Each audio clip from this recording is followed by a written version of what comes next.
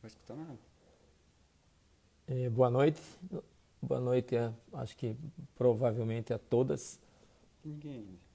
Tem ninguém? Começaram a entrar.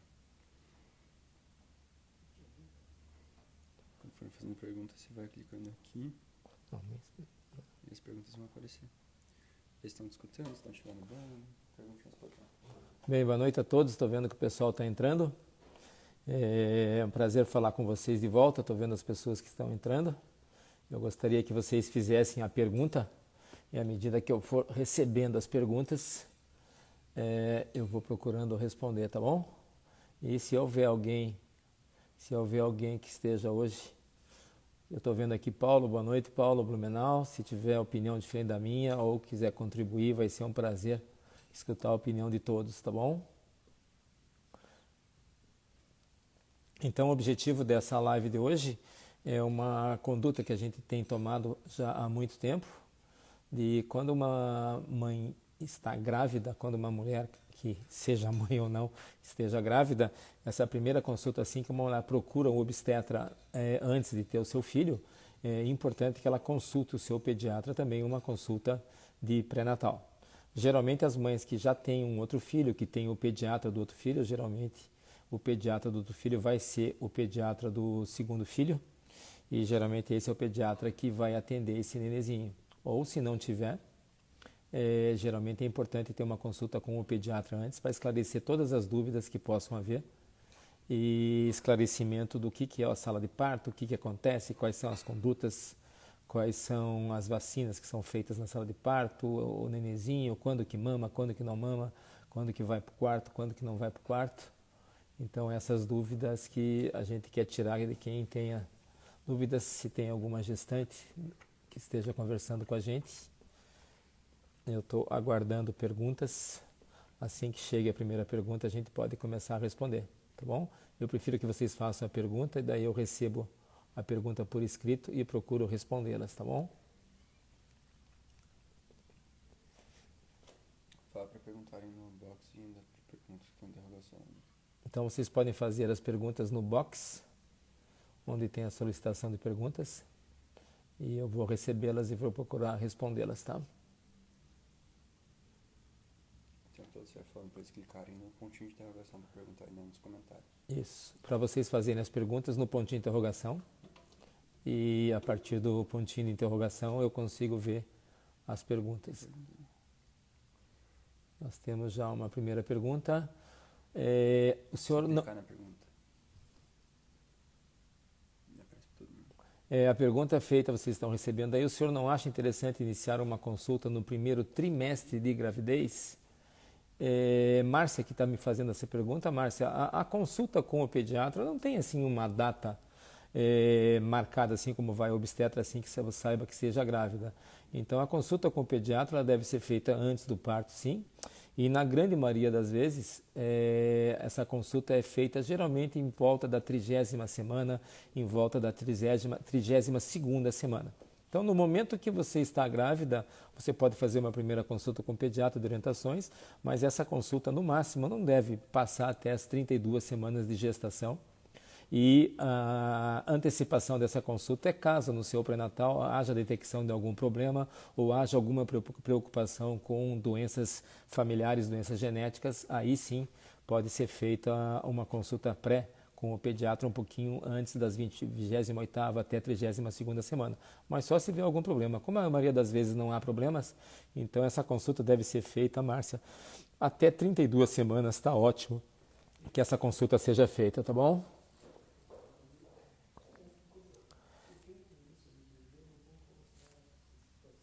Recém-nascidos são grupo de risco para a Covid? Quem está me perguntando, Anastats.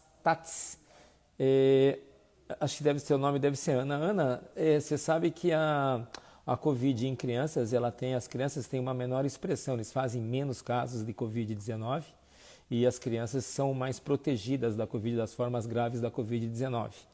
Então a criança pega menos e quando pega formas mais brandas comparadas aos adultos.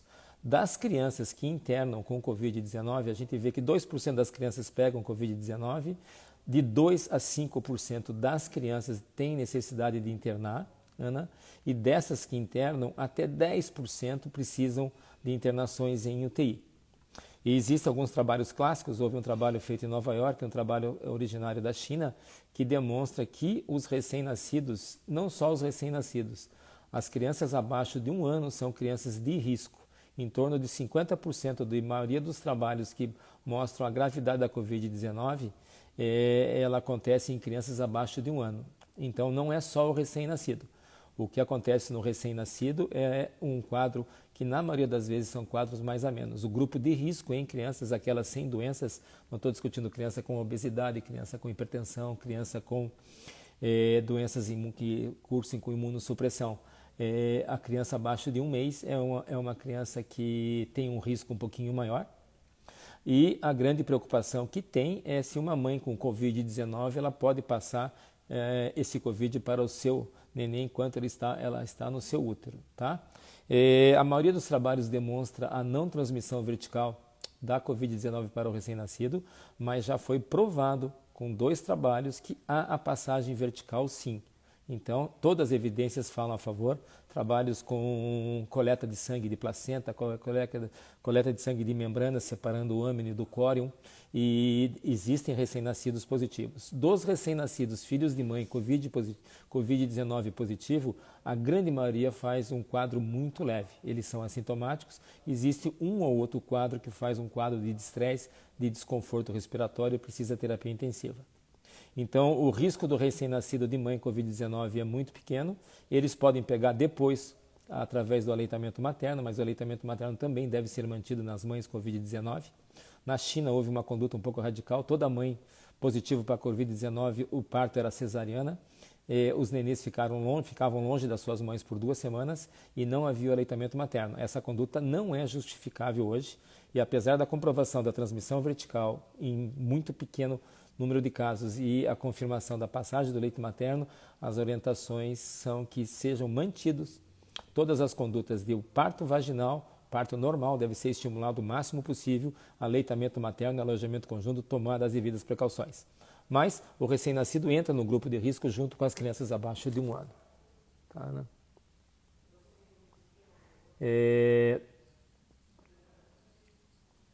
Eu estou com uma outra pergunta aqui. Quem faz a pergunta? Débora Rubens. Olha só, eu queria tirar essas funções do vírus do Covid e faz dentro dessa situação. Débora, não entendi a tua pergunta, tá bom?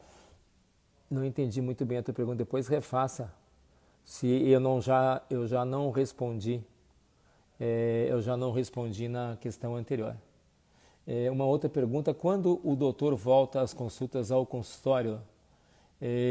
Deve ser Fernanda. Fernanda, eu voltei os meus atendimentos presenciais hoje, tá? Eu fiquei praticamente 3 meses sem as consultas.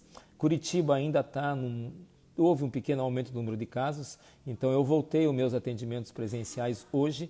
Eu vou fazer 2, 3 atendimentos dias por semana no meu consultório. Nesse primeiro momento, até o final de junho, para a gente ver como é que vai se comportar, eu estou marcando um pequeno número de consultas e estou atendendo somente doentes privados. E se tudo correr bem, a partir de 1º de julho, eu volto com a minha agenda normal, com atendimento de doentes de plano e doentes de privados também. Eu estou planejando amanhã passar todas as orientações aos pacientes, os pacientes que eu tenho nos grupos, as orientações de como vão funcionar as consultas e quais os cuidados a gente deve tomar, tá bom? Espero ter respondido, Ana. Pergunta de Carlos. Existe alguma preparação com medicamentos para uma gravidez mais saudável? Não, Carlos. O alimento mais saudável durante a gravidez é você procurar, a tua esposa, procurar ter uma alimentação o mais saudável possível, ter uma atividade física com bom senso o mais saudável possível, manter as suas atividades profissionais até o momento que a mãe não se sinta cansada e tenha condições. Então, mesmo durante a gravidez, não existe uma necessidade de suplementação alimentar. Muitos obstetras prescrevem algumas vitaminas, polivitamínicos para as pessoas, mas assim, tudo aquilo que a gente prescreve, que alguns obstetras prescrevem, alguns pediatras clínicos prescrevem em suporte vitamínico, todas essas vitaminas que são prescritas, elas existem na alimentação. Então, se nós adultos e crianças tivermos uma alimentação saudável, não existe a necessidade de suplementação de nenhum tipo de vitamina. A única vitamina que tem muito pouco nos alimentos é a vitamina D, então a gente suplementa um pouco de vitamina D em pessoas de risco, mas durante a gravidez, se a tua esposa ou a pessoa tiver uma alimentação saudável, não vejo necessidade. Eu acho que há muito de comércio nessas vitaminas e pouco efetividade. E essa noção que vitamina não faz mal, isso não é realidade. Se você tem um nível normal de qualquer vitamina e você suplementa, as pessoas podem ter alguns problemas por hipervitaminose de algumas vitaminas. Mas uma alimentação saudável, manter atividade, alimentação saudável é o melhor tratamento. Carlos também, como cuidar da primeira dentição do bebê? Obrigado pela excelência no atendimento de hoje. Obrigado, Carlos. Agora que eu vi que é você, Carlos, desculpe, né? O pai da Laurinha. Tá? Espero que ela esteja bem. A primeira dentição, Carlos, o que acontece é o seguinte, vocês vão perceber a primeira dentição no momento que vai aparecer, a mãe vai sentir no seio, vocês vão sentir a dentição, que geralmente é inferior. Os cuidados com a dentição são feitos iguais os cuidados com adultos. Então a criancinha por volta do 6º até o 12º mês já inicia a erupção dentária. Os dentes devem ser higienizados pelo menos 2 vezes ao dia. Nenezinho da idade, por exemplo, da Laurinha, de 7 meses, você vai fazer com a escovinha de dente, ou então você pode fazer aquelas dedeiras. Pode ou não ser usado pasta, até 1 ano são pastas sem flúor. Mas assim, toda criança, assim, a primeira consulta ao odontopediatra deve ser feita quando aparece o primeiro dente. Existem alguns protocolos que até uma gestante deveria fazer uma consulta com o futuro odontopediatra, mas assim, os cuidados normais, higiene 2 a 3 vezes ao dia, dedeira ou escovinha apropriada para a idade, Carlos, e até 1 ano o uso de pasta sem flúor. A partir de 1 ano o flúor já está liberado para crianças, pastas infantis, que tem uma quantidade suficiente de flúor, isso pode ser feito. Mas nunca esquecer de agendar a consulta com o dentista no momento que houver a dentição. Uma outra pergunta, doutora Caroline, contato pele a pele continua também? Sem dúvida nenhuma, Caroline. A gente estimula ao máximo o parto normal, tá? Existe uma grande discussão de parto normal, parto cesáreo. Sempre a gente estimula ao máximo o parto normal em todas as circunstâncias. E a indicação deve ser uma discussão de bom senso entre a mãe e o seu obstetra. E o contato pele a pele, Caroline, sempre, assim que o neném nasce, seja cesariana ou seja parto normal, se tiver em boas condições, que é a maioria dos nenês, esse neném deve ser colocado imediatamente sobre o tronco da mãe, deitado, e na medida do possível, e isso acontece, já dá para a gente estimular a lactação na própria sala de parto. Você já consegue estimular a lactação na sala de parto e estimular ao máximo o contato mãe e filha. Hoje, todas as maternidades do Brasil é o sistema de alojamento conjunto, então as mães ficam com seus filhos durante as 48 horas de internação numa maternidade ou em um hospital. Eu comentei com vocês, assim, eu falei assim, maternidade em hospital, sempre foi minha opinião que todo parto, para mim, por segurança, deve ser feito em hospital. Existem maternidades, mas a minha preocupação é a seguinte, toda maternidade tem uma UTI neonatal e na maioria das vezes com pessoas capacitadas. Então, quando o nenenzinho nasce em maternidade, o nenê está muito bem amparado se ele precisar de algum suporte de terapia intensiva.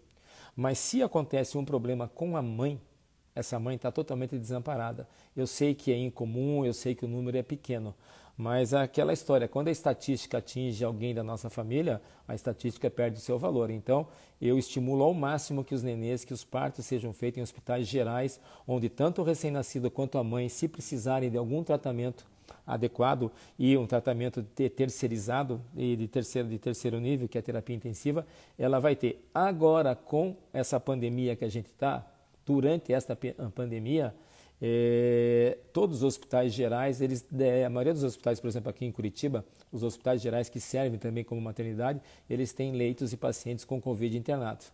E a gente sabe que muitas vezes os profissionais que trabalham lá, assistentes, enfermagem, fisioterapia, pessoal da limpeza, eles não ficam isolados no mesmo ambiente. Então, durante a pandemia, eu me sinto muito mais seguro que os partos sejam realizados em maternidades, porque na maternidade você vai ter um risco muito menor de exposição ao Covid, tá? Mas esse contato de pele a pele, a gente estimula ao máximo e quanto mais tempo, melhor. A gente sabe que o nenenzinho, depois que nasce, o local que ele mais se sente seguro é o aleitamento materno, é no tórax da mãe. Porque no aleitamento materno ele tem contato com a pele da mãe, ele sente o cheiro da mãe, a temperatura da mãe esquenta o nenê e ele volta a escutar o único som que um nenê escuta durante toda a gestação, que é o batimento cardíaco da mãe. Então esse contato de pele a pele é fundamental, Caroline, e sempre que possível a gente procura estimular. Paulo, prazer em falar com você, Paulo. Tenho percebido confusão nos hospitais sobre o uso de gaze no umbigo e número de curativos. Como está a orientação? A gente vê que isso aí, Paulo, tem também aqui em Curitiba, no Brasil, tem uma controvérsia de gaze. Aqui a gente tem usado no Hospital de Clínicas lá, a gente faz o uso da gaze ainda. Essa gaze é embebida em álcool a 70% e procura-se, na maioria das vezes, o umbigo é um tecido gelatinoso que não vai ter secreção nenhuma, não vai sangrar, não vai ter nada. Então aqui nas maternidades o que o pessoal tem feito é enrolado uma vez ao dia e na troca do banho, esses pacientes, assim, se estiver tudo bem, existe a troca. O grande problema que eu vejo, muitas crianças podem fazer uma dermatite de contato a esse álcool e é o uso prolongado. A gente sabe que o tecido, o umbigo, ele fica mumificado, ele fica durinho e sem nenhum mais tecido gelatinoso por volta do segundo ou terceiro dia. Então, o que eu tenho orientado é que, na grande maioria das vezes, quando o tecido já está sequinho, está mumificado, que pare o uso do álcool. Então, deve ser usado o álcool não até a primeira consulta com o pediatra, que é por volta de 5 a 10 dias. A hora que a família notou que o umbigo está sequinho, ou no máximo com 5 dias, parar o uso do álcool, porque esse álcool pode gerar uma dermatite de contato, mas existem protocolos, existem maternidades que não usam nada, deixam um umbigozinho lá sem problema nenhum. Tá? Confusão. Vamos lá, Paulo, outra pergunta. Um curso de gestante de São Paulo orienta a enrolar o bebê tipo charutinho. Qual a sua opinião do serviço? Eu nunca fui favorável a esse charutinho. Esse charutinho, Paulo, a gente lembra quando nós éramos residentes, isso há muito tempo, praticamente quanto, Paulo? 35 anos. Então eu usava o charutinho. Eu vejo o charutinho uma maneira fácil das pessoas que manuseiam os nenês circularem com os nenezinhos pelo alojamento, ele fica durinho. Mas eu acho que esse charutinho ele fica muito preso com a criança não tem a mobilidade de mexer seus braços, a gente sabe que eles têm esse reflexo de Moore, esse reflexo é contido, então eu não vejo necessidade e a minha orientação quando eu vejo sala de parto é que esses nenês não fiquem enrolados. No frio é tranquilo, ele não se mexe muito, ele fica bem agasalhado, mas a orientação dele ficar contido, parece uma camisa de força, não vejo indicação também, eu acho que o neném vai ficar muito mais confortável e a mãe também durante o contato, os familiares durante o contato na maternidade, eles vão conseguir interagir mais com o nenê se esse nenê não tiver enrolado, então praticamente fica só a face exposta e se a gente conseguir tirar esse charutinho, que deve ser tirado, eu acho, vai ter uma relação maior entre o nenê e a mãe e esse nenê não fica tão contido enrolado nesses tecidos. Carlos, papinhas industrializadas são ruins para a minha filha? Não, Carlos, eu vejo assim, papinha industrializada, eu vejo assim como lenço umedecido, Carlos, deve ser usado em exceção.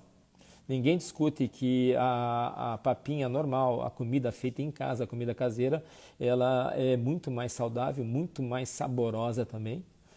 E o valor nutritivo dessas papinhas é muito bom, mas eu vejo essas papinhas nutritivas, Carlos, assim como uma exceção. Você está passeando, você vai viajar, está no carro, não tem nada, vai sair, você pode usar uma papinha, mas usar de rotina, diariamente, essas papinhas industrializadas na alimentação do nenê, eu não vejo assim com bons olhos, mas como exceção, esporadicamente, igual a gente. Você come o teu dia a dia, de vez em quando você extrapola um pouquinho. Eu acho que isso deve ser usado somente em exceções. Eu estou vendo aqui que não tem mais nenhuma pergunta. Desculpe, acabou de chegar. Temos aqui...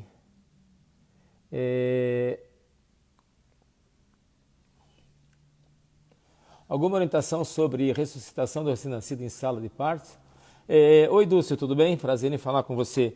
Cada vez a Academia Americana muda esses protocolos e o que se mudou recentemente, Dúcio, recentemente não, há muito pouco tempo, Então, a necessidade de ventilação dos recém-nascidos é uma necessidade, assim, hoje que a intubação numa sala de parto é uma intubação, assim, que a gente vê com pouca frequência.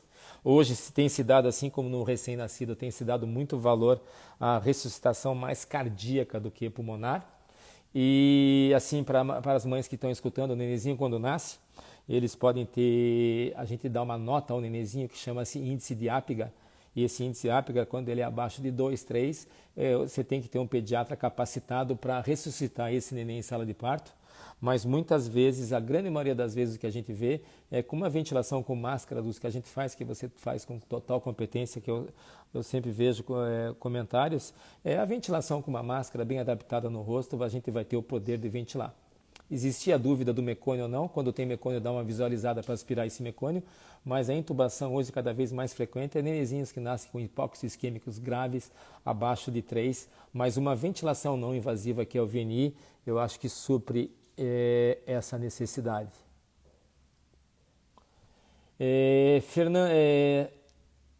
Fernanda, existe algum medicamento para a produção do leite? A quantidade de água realmente interfere na produção? Sim, o melhor medicamento a melhor conduta para uma mãe ter bastante leite, eu comento que tem 3 condutas que fazem com que as mães tenham muito leite. Primeiro, quanto mais líquidos ingerir. Então, uma mãe que amamenta deve ingerir de 3 a 4 litros de líquido ao dia, o líquido que ela gostar. Água, suco, chá, ela vai tomar, essa é uma conduta importante, então a produção do leite depende da quantidade hídrica que essa mãe ingere. O segundo ponto é quanto mais o estímulo tiver o seio cheio e o neném esvaziá-lo, então quanto mais o neném esvaziar a glândula, mais estímulo será mandado para uma glândula que nós temos no sistema nervoso central que chama-se hipófise para produzir o hormônio que produz o leite materno, que chama-se prolactina. E o outro dado é quanto mais feliz, alegre e tranquila uma mãe estiver. Então, quanto mais tranquila uma mãe estiver, mais alegre ela estiver, mais satisfeita e contente com seu filho, ela vai produzir bastante leite. Muitas mães se cobram muito durante o aleitamento materno, então uma tranquilidade que tem que ter, que todas as mães têm condições de amamentar, mas também a segurança, se por qualquer motivo não conseguir a amamentação, existem vários outros tipos de leites que podem ser dados, mas a estimulação, uma preocupação que o leite não vem rapidamente, o colostro vem, tem muitas mães assim, exceções até antes de ter o parto tem, e o aleitamento, assim, a produção de leite vai estar boa, satisfatória a partir de 5, 7 dias somente. Não existe a recomendação de suplementação de leite, só quando o neném é prematuro, filhos de mãe diabética com risco de hipoglicemia. E medicamento, era usado rotineiramente um medicamento que era um antidepressivo. Então, um medicamento que foi usado antigamente como antidepressivo, e se observou que as pessoas que usavam isso começavam a produzir leite. Esse medicamento quase todas as mães hoje que estão aqui devem ter tomado, que chama-se Equilide, que é um antidepressivo que tem como efeito secundário a produção de prolactina. Esse Equilide hoje deve ser retirado do mercado. Trabalhos americanos demonstraram arritmias cardíacas e com mortes em mães que estavam usando Equilide. Então é um medicamento hoje que não deve ser usado. Um outro medicamento muito usado também é a metoclopramida, que é um antiemético, que é o Plasil, e deve ser usado como exceção. Então, para mim, o que eu vejo, o melhor medicamento que existe é líquido, uma atividade física boa, andar com o seu nenê, estar tranquila e fazer com que o seu nenê mame e esvazie o seu seio. Quanto mais ele fizer isso, mais tranquila você estiver. E um amparo emocional, aí o pai tem uma presença importante de tranquilizar a mãe, sabendo que se não der certo, existem outros leites. Mas assim, eu prescrevia até há 2 anos o Equilide também, quando havia necessidade. Uma outra preocupação de suplementação é aquele exagero, e muitas vezes você vai ao pediatra, a primeira consulta com o pediatra deve ser feita a partir de 5 até 8, 10 dias do parto, e muitas vezes o nenê não ganha peso. Então, muitas vezes, muitas mães são orientadas a tomar esse medicamento, muitas mães são orientadas a suplementar, porque o neném não ganhou um peso adequado. Então, só a avaliação do peso num consultório pediátrico para dizer que você está produzindo o leite ou não, é uma maneira muito grosseira. Então, para você avaliar, você vai ver produção de leite, a principal causa do não ganho de peso desse nenenzinho, talvez você já pega, a mãe não produziu leite adequadamente. Então, orientações e um suporte emocional para a mãe são muito mais efetivos do que qualquer medicamento e não geram efeitos colaterais. Então, eu não vejo muita indicação desses medicamentos. Muitas vezes ele funciona como placebo. Então, se a gente aumentar a autoestima dessa mãe e der tranquilidade, a gente consegue uma lactação, sabendo que se não der certo, a gente tem várias outras possibilidades.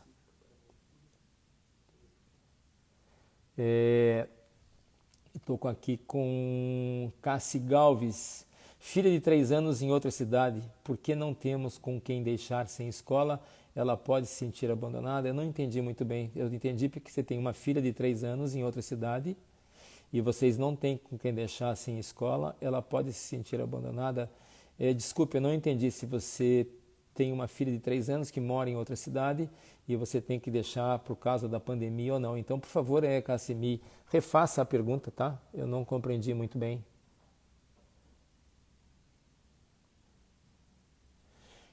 Uma outra pergunta, Cíntia, brincos em meninas podem ser colocados nos primeiros dias? Sim. Então, houve uma restrição de usar brinco no começo, mas assim, é preferível, eu acho preferível, se você decidiu colocar brinco na sua filha, que você coloque na maternidade já prontamente, assim, quando no momento que vai fazer o teste do pezinho, você pode fazer. Até existem alguns locais que no momento que você vai fazer o furo para o brinco, se houver o gotejamento de sangue satisfatório, você pode aproveitar e fazer o teste do pezinho com o sangue da orelha, tá bom?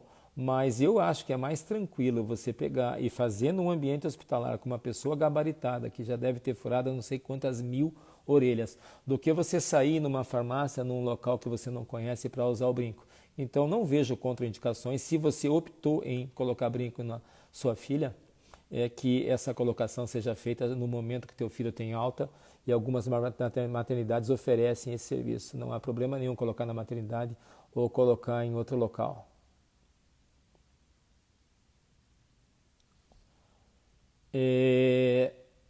No primeiro trimestre já poderíamos trabalhar a alimentação da mãe e epigenética, o que existe muito esse tipo de alimentação, sem dúvida nenhuma. Então, várias teorias sobre o tipo de alimentação com doenças. Isso a gente vê muito. Conforme a alimentação da mãe, você pode prevenir algumas doenças inflamatórias crônicas em crianças. Assim, dessas doenças, a que eu mais tenho intimidade é a asma. Então, existem assim a profilaxia primária, secundária e terciária de asma.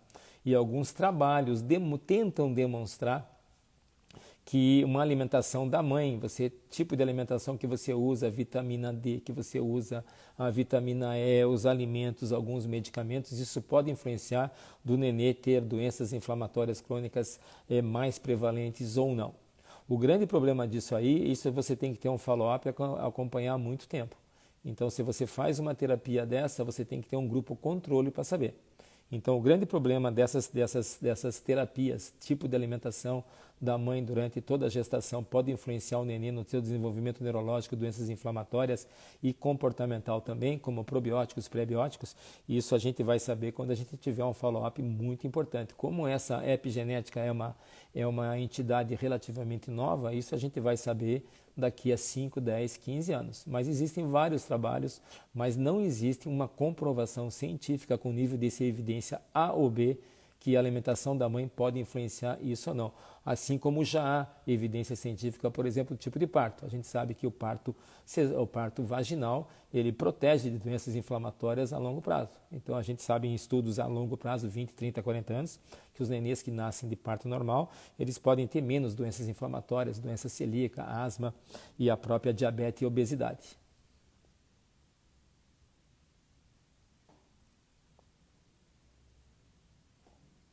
Agora voltou a pergunta da Cássia. Então, pelo jeito, a sua filha está longe de você por causa da pandemia. Estou preocupado dela se sentir abandonada. Sem dúvida nenhuma, se você deixou a sua filha longe de você, é porque isso foi um ato de amor e carinho que você está protegendo a tua filha. A tua filha, pelo que eu entendi da resposta da pergunta anterior, ela tem 3 anos. Então, eu acho que você explicando bem para ela, se você a deixou em uma outra cidade, que pessoas que devem amá-la tão quanto vocês, que devem ser a casa de avós, a casa de tios, a casa de parentes. Então, eu acho que você, 3 anos, ela vai ter o grau de compreensão. Faça contato diariamente com ela, faça contato várias vezes ao dia, converse com ela ao celular, converse com ela como nós estamos fazendo aqui, dê carinho para ela, converse, explique para ela e, na medida do possível, quando você puder, vá ter contato com ela. Mas você tem que explicar e as pessoas explicarem a ela que você está fazendo isso por você amá-la demais, que você está protegendo. E a gente sabe que várias crianças estão tendo problemas nessa quarentena com a presença ou a ausência dos pais, porque estão deixando de fazer várias atividades, estão deixando de frequentar a escola, de brincar. Então a gente está vendo que vários problemas emocionais. Então a gente vê que essa pandemia, a criança que é um pouco mais resistente ao Covid, faz menos Covid e faz formas menos graves, os problemas emocionais estão sendo muito importantes, talvez mais frequentes do que os problemas da doença em si no corpinho delas. E a gente vê muitas crianças com atraso motor, crianças irritadas, crianças que voltam a querer mamar na mãe, voltam a usar chupeta, voltam a fazer xixi na cama. Mas a minha sugestão é você conversar com ela várias vezes ao dia, mostrar bastante carinho e confiança para ela e que você está fazendo um ato de carinho com ela. E se ela está bem, a criança se molda muito bem. Então, se ela está num local que ela tem prazer e convive com pessoas que ela ama também, eu acho que você vai superar muito bem isso aí. Espero que corra tudo bem no reencontro de vocês e que ele seja o mais breve possível.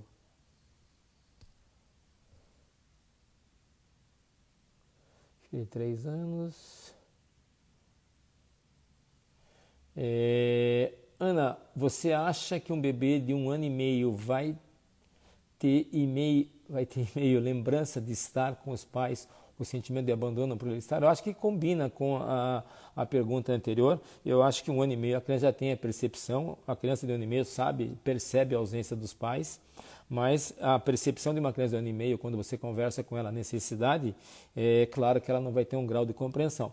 Mas se essa criança de 1 ano e meio está num local de pessoas que convivem com ela, que amam ela, eles vão ter o poder de substituir vocês, vão dar carinho bastante, mas façam contato por mídia. Então hoje a mídia está aproximando bastante, amenizando esses problemas. Então hoje para nós essas plataformas e o contato por mídia a gente tem aumentado muito na nossa atividade profissional e também deve ser usada também durante essa necessidade de isolamento, e que isso a gente está torcendo para acabar o mais rápido possível. Eu acho que a criança de 3 anos talvez sinta um pouquinho mais do que uma criança de 1 ano e meio. Mas se as pessoas que estão cuidando dela derem o carinho que vocês dão, Ana, eu acho que você pode ficar bem tranquila. Mas a gente conhece o filho, eu converso com os nossos alunos residentes, que quando você vai ver uma criança, a expressão do olhar de uma criança nos diz tudo, se a criança está bem ou se a criança está mal. Aos pais a mesma coisa, assim que você bater o olho na sua filha, você vai notar que se ela está bem ou se ela está mal, a expressão do olhar. E geralmente quando vocês falam por alguma mídia com os filhos que estão longe, vocês vão ver a expressão de alegria delas.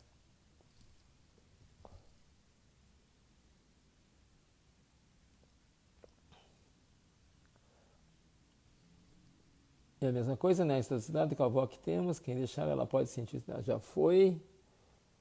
Vamos ver.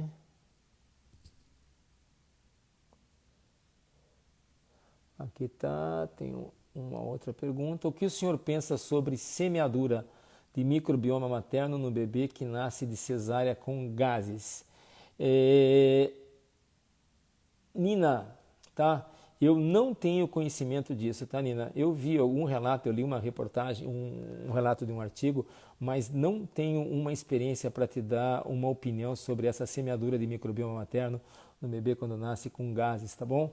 Então, me desculpe, vou procurar me informar, mas eu não consigo te dar uma opinião porque isso eu não tenho um conhecimento com um mínimo de profundidade para emitir uma opinião.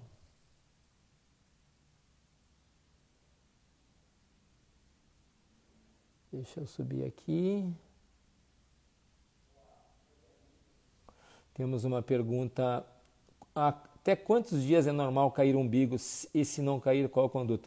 A grande maioria do coto umbilical, ele cai em torno de 7 a 14 dias.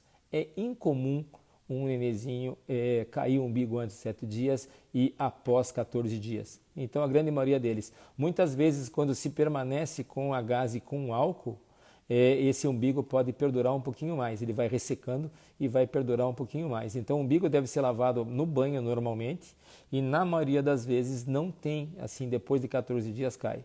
Algumas doenças antigamente tinham relato de queda tardia do coto umbilical, como hipotireoidismo, icterícia prolongada, mas hoje é incomum um umbigo depois de 2 semanas. Muitas vezes a gente vê no consultório um umbigo que está ali e tem um filetinho só bem pequenininho que está mantendo o umbigo, e muitas vezes os pais têm um pouquinho de restrição de mexer, e então, como ele tem um pouquinho de restrição de mexer, esse umbigo pode perdurar um pouquinho mais. Mas não vejo necessidade alguma de encaminhamento em nenhum local. E se esse umbigo não cair, não, o umbigo vai cair. Agora, se ele demorar um pouquinho mais, 2 semanas, faça uma avaliação com o seu pediatra, não precisa ser presencial, filme o umbigo para ele, faça uma consulta por telemedicina que ele vai dar uma olhadinha.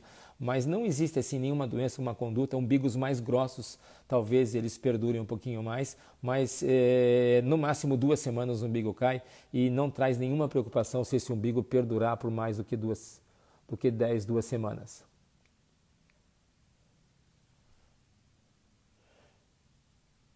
Liane, vou ter outro bebê em 15 dias, alguma recomendação?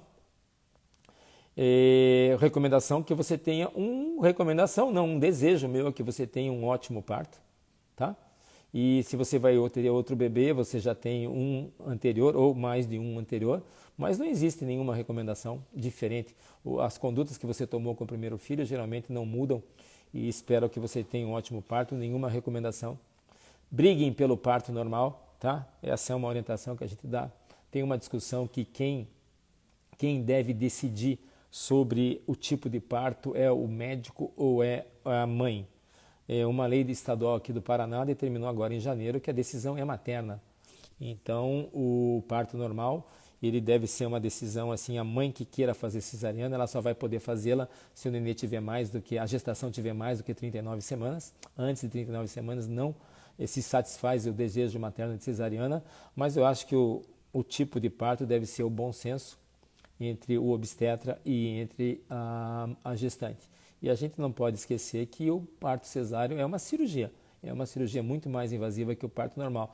Mas recomendação nenhuma, tenha um ótimo parto e que tudo corra bem e que você tenha mais felicidade com esse teu segundo ou terceiro filho.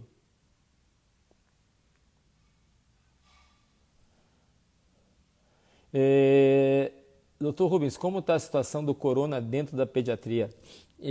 Débora, eu fiz assim, durante essa pandemia eu apresentei algumas aulas sobre o coronavírus em crianças. O coronavírus em crianças, a Covid-19, desculpe, em crianças é uma forma bem mais amena do que em adultos, mas não é tão amena assim. Existem crianças que morrem, embora menor. A maioria das crianças que morrem, elas têm alguma comorbidade. A comorbidade que mais me preocupa em crianças é uma comorbidade independente da pandemia, que é obesidade. Hoje, a maior pandemia do mundo é a obesidade. No Brasil, em torno de 50% das crianças e adultos têm sobrepeso e obesidade e 15% a 20% têm obesidade. E essa obesidade é um problema muito sério. O primeiro passo para a gente combater a obesidade é você combater na infância. E o primeiro passo na infância para combater essa obesidade é o aleitamento materno. Mas na maioria das vezes os quadros da Covid-19 em crianças são quadros assintomáticos ou quadros leves, uma gripe resfriado igual qualquer outro episódio febril que a criança teve. Os sinais de alerta devem ser os sinais de alerta a qualquer tipo de infecção. Se o teu filho tem febre, quando ele fica afebril, se ele não ficar bem, ele precisa de uma consulta. E geralmente dura 3 a 4 dias. O que está preocupando na pediatria é uma complicação tardia da Covid-19 que só foi descrita em crianças. Então, alguns pediatras que estão, a gente está vendo ali, eu vi o Paulo como pediatra, o Dúcio, o meu querido e grande amigo, colega de turma, Hilton Vidotti, também eu vi que estava aí. Um grande abraço, Hilton. E a gente viu que foi relatado em abril algumas complicações de crianças que depois de 2 a 6 semanas de terem o Covid, eles começam com um quadro de febre, mal-estar, astenia, dor abdominal, náusea, vômito, e eles internam num franco quadro de insuficiência cardíaca. Então, se pensou que fosse uma doença que foi descrita já há 50 anos, 50 anos, 1967, doença de Kawasaki, 53 anos, que tem sinais similares à doença de Kawasaki, mas não é isso. Hoje ela está provisoriamente definida, Débora, como doença inflamatória multissistêmica na criança. Então as crianças internam com quadro de febre, quadro de dor abdominal e uma disfunção cardíaca muito grave. Todas essas crianças precisam de terapia intensiva, tá? E então todos internam em UTI, ficam em torno de uma semana em UTI e na grande maioria das vezes eles saem bem. Tem uma mortalidade de 1,5% a 2%, que é uma mortalidade 10 a 15 vezes maior do que a Covid. A Covid em crianças tem relatos de mortalidade abaixo de 0,1% e no máximo de 0,5%, 0,8%. Então, a Covid em crianças é um quadro gripal, na grande maioria das vezes benigno, e qualquer sinal de gravidade que apareça, ela deve ser avaliada. E se preocupar depois de 6 semanas, 8 semanas, se apresentar esse quadro de febre e dor abdominal, aí sim tem que fazer uma busca rápida ao hospital para tratamento um pouquinho mais rápido.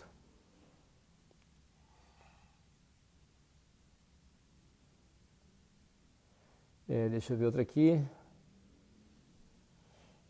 Rafael, Edu, tem previsão de visita em maternidade?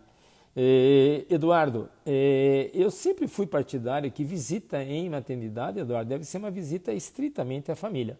O que a gente vê é o seguinte, a gente não pode esquecer que as mães que estão em maternidade, as mães passaram por um procedimento. Hoje, por exemplo, o Brasil, eu estou insistindo nisso, o Brasil ele é vice-campeão mundial de cesariana. O Brasil, junto com o Egito, tem uma prevalência de cesariana em torno de 57% a 60%. O país do mundo que mais realiza cesariana é Bangladesh, com 67%. Então, se a chance de você ir visitar alguém, de cada 3 mães que têm parto, 2 fazem cesárea, aí não pode esquecer que passou por uma cirurgia. Estão com privação de sono, estão com nenenzinho, não dormem um pouquinho, elas passam por privações, têm carências emocionais importantes, estão um pouco lábeis, têm dor, não dormem à noite. Então, a visita em maternidade deve ser estritamente familiar. Agora, com a Covid-19, nem perspectiva. Sendo assim, otimista, é uma decisão, claro, de cada maternidade permitir ou não permitir. Mas esse ano eu não vejo nenhuma possibilidade de a gente fazer visita em maternidade como se faz tradicionalmente. Agora, se é um parente muito próximo teu, um sobrinho teu, é teu filho, claro, é alguém muito próximo de você, você vai fazer. Mas visitar amigos assim, eu acho que não. E as visitas a nenês recém-nascidos esse ano, mesmo domiciliares, elas devem ser restritas porque o vírus vai circular durante o ano inteiro aqui no Brasil. Ele vai diminuir um pouquinho, o seu patamar vai diminuir daqui a pouco, mas ele vai continuar circulando. Então eu vejo assim, como o recém-nascido e as crianças abaixo de 1 ano, eles são um grupo de risco, são a faixa etária de maior risco para ter formas graves, e como a gente sabe que muitas das pessoas têm quadros leves ou eles são assintomáticos, e apesar da confusão que houve aí há 2, 3 dias com relatos assim um pouquinho precipitados, o adulto assintomático, a criança assintomática, claro que transmite. Eles transmitem menos do que alguém sintomático, porque eles têm uma carga viral menor. Mas a visita a recém-nascidos assim, e eu acho que nem maternidade não faria, e mesmo assim domiciliar, só se for alguém muito próximo, você tiver total segurança que você está bem, ou se você estiver isolado aí 40 dias. Desculpe, quarentena é um pouquinho menos, né? 14. Deixa eu ver aqui mais. Eu tenho uma pergunta aqui da Lígia Zilli. Tudo bem, Lígia? Prazer em falar. Boa noite, Rubens. Riscos da Covid-19 na gravidez são maiores ou menores no início da gestação? O grande problema é que no início, como a gente não sabe ainda, porque como a Covid-19, Lígia, foi o primeiro relato, foi em dezembro, né? O primeiro trabalho chinês foi publicado em janeiro com 50 casos, e a primeira gestante que foi relatado Covid-19 foi final de janeiro, começo de fevereiro. Então, a grande maioria das gestantes Covid-19 positiva, elas estavam no 3º trimestre de gestação. A gente vai saber daqui a pouco, como nós estamos com 6 meses a pandemia foi decretada em janeiro, né? Nós estamos praticamente há 6 meses de pandemia. A gente vai saber isso. As mães que pegaram no primeiro ou segundo trimestre, a gente sabe que a teratogênese, o risco de malformações é muito maior no primeiro trimestre do que no segundo e no terceiro. Então a gente vai saber isso, Lígia, daqui uns 3 meses, quando vão nascer, provavelmente, nenês de mães que tiveram. Quando a gente tiver ali em outubro, vão nascer nenês que as mães engravidaram em janeiro, que foi o início da Covid. Então a gente vai saber. Quanto à gestação e o Covid, então a Covid-19 tem uma característica, o que você fala hoje, amanhã pode não ser a realidade. Isso todos nós vimos e presenciamos com o uso de máscaras. As primeiras orientações que nós tivemos em março, o que era? E eu também dei essas orientações. Era a verdade que a gente sabia, só usa máscara quem está doente. Tá? E hoje a gente sabe que não, que se essa informação, o mundo inteiro fazia isso, alguns locais que têm um resultado muito bom ou tiveram um resultado bom, usaram máscara independente de sintomas ou não. Então, a gente vai ter uma noção disso. Então, qual que era a informação? Transmissão vertical. A gente sabe que já está provado, já existem 2 recém-nascidos, se eu não me engano, na França, que foi comprovada a Covid-19 pego de maneira vertical. Não foi aleitamento materno e foi transmissão vertical. Mas tiveram uma ótima evolução, quadro gripal, e um nenenzinho só que teve um quadro de mais neurológico, que teve alguma complicação. Mas essa resposta a gente vai saber com certeza, e fazendo a correlação, né, que a gente teve, né, Lígia, que foi o Zika vírus. Aquele problema de microcefalia, início de gestação, a gente vai saber quando nascerem os primeiros recém-nascidos, filhos de mãe com Covid-19. Isso vai acontecer na China a partir de final de setembro, começo de outubro. E na Europa também um mês depois.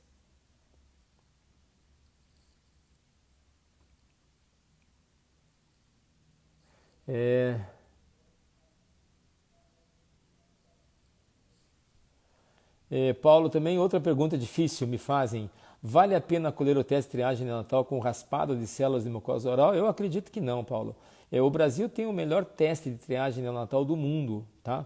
O Brasil tem o nosso SUS, não estou discutindo política, estou discutindo saúde, a gente tem 2 coisas que são referência mundial. O teste de triagem neonatal e o esquema de vacinação pública. Tá? Ninguém no mundo tem um sistema público tão efetivo como nós temos. E tem ali esses relatos de facilitar, de ter menos dor, tudo. Mas a rotina ainda, nos maiores centros, sistema público, onde você pega uma taxa populacional muito maior, é o teste de pezinho, o tradicional. Eu sei que é doloroso, dói um pouquinho, tá? Mas tem que ser feito com a gotinha, que o valor é muito melhor. Fundação Ecumênica aqui nunca cogitou essa possibilidade. A Fundação Ecumênica aqui em Curitiba é quem iniciou o teste do pezinho e triagem neonatal, e eu sei que tem alguns relatos comparando um ao outro, mas eu acho que é muito mais seguro a gente fazer um tipo de coleta que a gente conhece e tem total segurança, e também tem total segurança dos seus resultados, que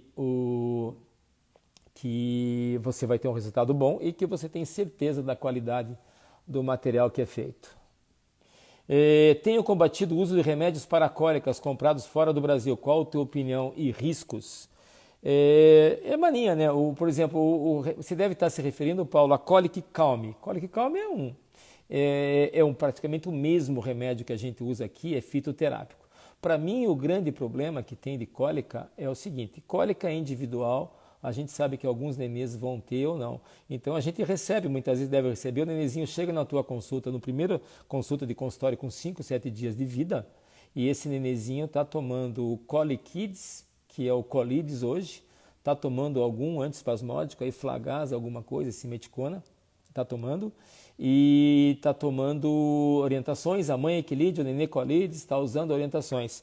E existem trabalhos do Colikids, sobre a cólica do recém-nascido. Os trabalhos são muito pobres em conclusões de dizer que esses medicamentos, principalmente esse Colides, ele é efetivo para combater cólica. A gente sabe que a cólica é individual e depende muito do tipo de alimentação do nenê. Os nenês com leite materno têm muito menos cólicas do que os nenês com leite artificial. Não vejo efetividade nenhuma em nenhum remédio para a cólica. E esse Colides é um absurdo, o que eu acho. Esse Colides é que ninguém faz a conta. Esse Colides, eu pergunto a quem está me ouvindo, alguém de vocês compraria um remédio para cólicas que não tem ainda muita comprovação de sua eficácia, usaria por 3 meses pagando R$ 20.000 o litro desse remédio? O Colides custa R$ 20.000 o litro. Ele custa de 80 a 100 reais o frasco são 2 ml. Então isso dá R$ 20.000. Claro que você vai comprar 3 frascos, você vai gastar aí 300, 400 reais. Mas não vejo, o que realmente melhora a cólica é o aleitamento materno, o nenê arrotar direitinho, é fazer massagem na criança, fazer aquelas compressas quentes, o movimento de bicicletinha e um esclarecimento aos pais. Existe uma desproporção entre a intensidade do choro da criança. É um quadro transitório e benigno, a criança chora inconsolável, mas ela não sente uma dor inconsolável. Geralmente isso aí passa por volta dos 3 meses, tem a regra dos 3, né? A criança chora 3 vezes por semana, pode chorar até 3 horas e tem que chorar por 3 semanas. Então eu não uso na minha prática nenhum medicamento, nem profilático. Existem trabalhos tentando usar o Colides na mãe, o Provence também, que é um probiótico, na mãe para evitar a cólica do recém-nascido, mas os trabalhos são muito pobres. Agora é modismo, traz. Hoje está trazendo menos, né? Ninguém mais viaja, então acho que vai diminuir esse vício um pouquinho, porque como ninguém está mais viajando, esse ano ninguém deve viajar, então vai diminuir. Mas a efetividade, nunca vi trabalho comparando o Colic Calm com outro fitoterápico aqui, com resultado diferente. Mas as manobras mecânicas são muito mais efetivas a cólicas do que qualquer medicamento.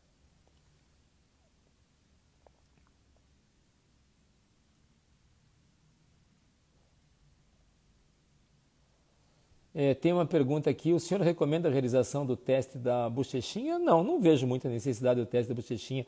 Tem o teste da língua, né? O teste da linguinha. O teste da linguinha não é nada mais do que você ver a anteriorização e a espessura de freno lingual que fixa a língua no assoalho da boca. Mas o teste da bochechinha eu vejo que é mais um modismo também, tá, Camille? Não tenho muita intimidade também, mas eu vejo que nessa hora muitas vezes existe abuso de solicitação de testes e exames. Eu acho que tenho certeza que a única condição que a gente está dentro do hospital e você está feliz é quando você tem um filho. Então, nesse momento que você tem essa euforia, então se oferece teste da orelhinha, teste do pezinho plus. Não vejo necessidade nenhuma da gente ampliar o teste do pezinho. As outras doenças são doenças totalmente detectáveis ao nascimento ou com avaliação do pediatra. Então, não recomendo fazer teste do pezinho plus. O teste de triagem neonatal das 5, 6 doenças aqui no Paraná com hiperplasia adrenal é o suficiente. Uma outra coisa que é muito abusado lá, deve ser feito teste do olhinho, teste da orelhinha. Faz o teste do pezinho, teste do coração. Quem é médico, muitos têm médico aqui, o teste do coração é uma coisa ridícula. Então, o teste do coração é você botar um oxímetro no dedo do neném, no dedo dos membros superiores e inferiores. E muitos locais cobram 50 a 100 reais para a gente aferir com oxímetro membro superior e inferior. Então, eu acho que os testes que devem ser feitos mesmo são os testes estabelecidos. Teste de triagem neonatal, o teste do olhinho, o teste da orelhinha, tá? E o coração é uma oximetria, então não vejo necessidade e não vejo assim que benefício a mais dará esse teste da bochecha da criança.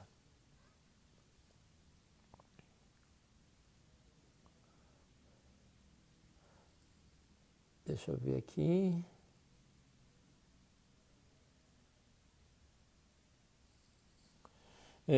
Paulo, células tronco, está uma discussão muito grande. Eu acho que célula tronco é um seguro, tá? Então, célula tronco, assim, para talvez alguém não conheça, você vai colher sangue do cordão da criança e você vai estocar esse sangue do cordão da criança e se um dia essa criança tiver um problema de leucemia, qualquer problema hematológico que precise de um transplante, e a gente sabe que a leucemia é o tumor mais frequente na infância, ele vai ter o sangue guardado dele. E eu acho importante que essa coleta de células tronco você pode fazer público, só que não fica estocado você. Então o INCA preconiza, você vai jogar fora a placenta e você vai jogar fora o sangue do cordão.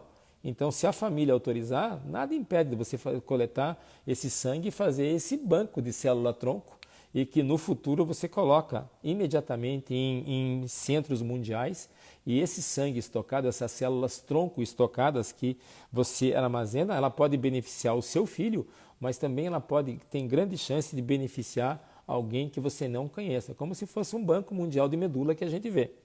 Então, existe a recomendação de você fazer. Eu não acho assim, eu não tenho muita noção de preço, mas você paga uma joia e depois você paga um preço anual que não é muito grande. O último paciente que eu tive contato, acho que ele pagou 2, 3 mil reais para a coleta e depois o custo anual é em torno de 50 a 100 reais ao mês que você paga, dá em torno aí de uns 500 reais a R$ 1.000. Mas assim, eu acho que é um seguro.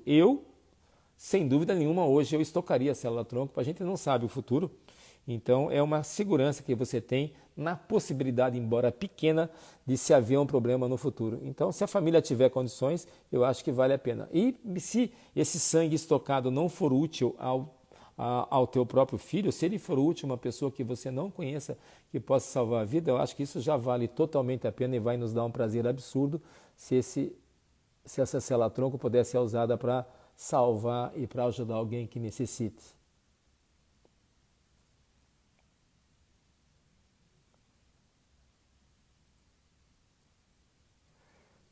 Débora, vamos ver mais. O Paulo falou ali, ele comentou comigo uma coisa que esqueci, o teste da bochechinha de ser genético, sim. Mas assim, você tendo o teste, você faz a avaliação de bochechinha, eu acho que tem assim, nós estamos engatinhando nisso aí, Paulo, do teste da bochechinha, e de avaliação genética, de ver malformações, alguma coisa, mas eu não vejo quanto isso vai ser útil prospectivamente no futuro dessa criança, então não vejo assim uma realidade nossa ainda.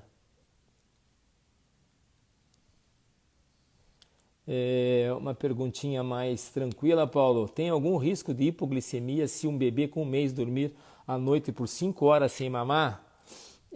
Fer, se você tiver um bebê que durma 5 horas consecutivas sem mamar, eu quero que você erga as mãos e agradeça que teu filho dorme 5 horas seguidas. Não existe nenhuma indicação de acordar nenhuma criança durante horas de sono. Se o nenê não é nenê de risco de hipoglicemia, quem são os nenês de risco de hipoglicemia? Aqueles nenês que são filhos de mães diabéticas na primeira semana e aqueles nenês que nascem com baixo peso.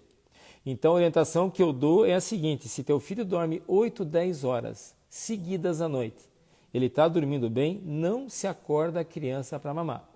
Então se teu filho dormiu 8 da noite e acordou 6 da manhã, vocês são privilegiados. Uma criança em 10 dorme 8 horas seguidas nos primeiros 3 meses de vida. Então, se o teu filho ou qualquer criança dorme 5, 6, 8, 10 horas, pode ficar tranquilo. A criança que está dormindo é a criança que está bem. Então, se não for extremo prematuro, se não for filho de mãe diabética na primeira, no máximo segunda semana, o número de horas de sono que essa criança fizer à noite, você pode aproveitar essas horas de sono para você descansar também e para você dormir. Geralmente, uma criança a gente dá um intervalo entre 2 ou 4 horas durante o dia para mamar, e depois durante o dia, durante a noite, o número de horas que ela dormir.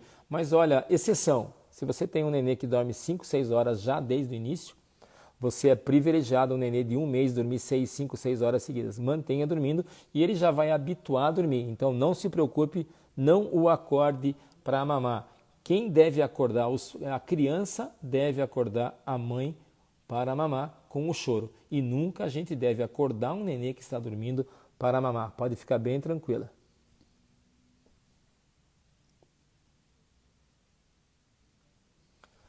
Tem aqui Suelen Bortolim. Boa noite, doutor. Estou com 38 semanas, quero muito parto normal, mas posso esperar até quantas semanas mantendo?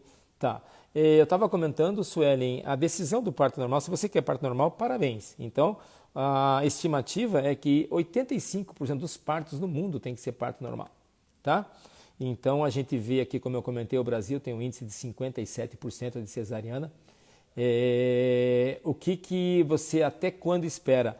Na grande maioria das vezes, por exemplo, quando uma mãe quer uma cesárea, a mãe só pode optar em cesárea a partir do momento que tem 39 semanas.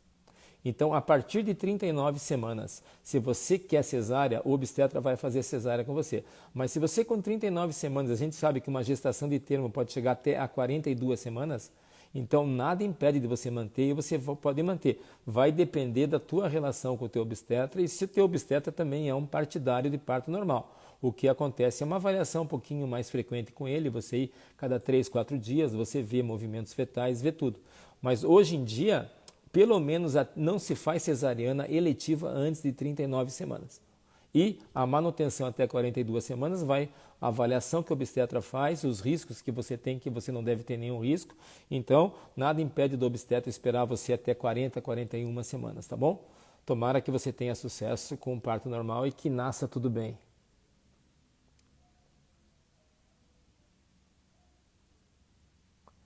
Da genética, deixa eu achar mais algumas.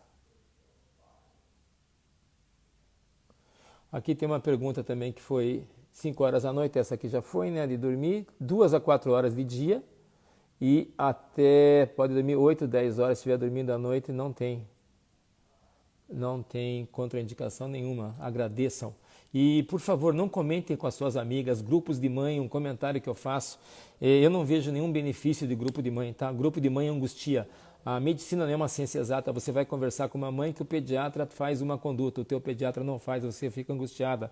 E a gente o ser humano é exibicionista, a gente só publica sucesso, tá? Então,